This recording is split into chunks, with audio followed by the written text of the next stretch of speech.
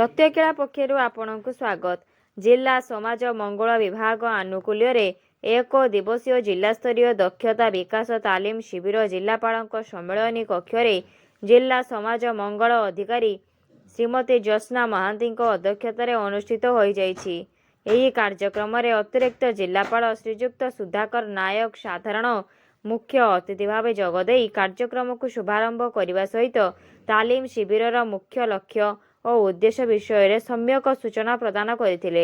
निमंत्रित अतिथि भाव सहकारी प्रकल्प निर्देशिका डॉक्टर मधुस्मिता सामंतराय, अतिरिक्त शिक्षा अधिकारी श्रीमती पूर्णिमा दास, जिला शिशु सुरक्षा अधिकारी खुशीराम गहिरा समेत अन्य अधिकारी माने मध्य मंचासीन होई किशोरी बालिका मानकर उज्जवल एवं सुरक्षित भविष्य पाई विभिन्न प्रकारर दक्षता विकासर आवश्यकता रही बोली दर्शाइथिले।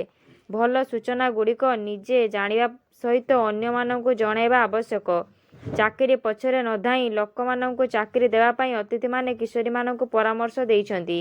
एही तालीम कार्यक्रम रे 10 रु 19 वर्ष बयसर किशोरी मानक पाई आयोजन करा जाइथिला। एही तालीम शिविर रे 40 रु ऊर्ध्व किशोरी माने भाग नैथिले।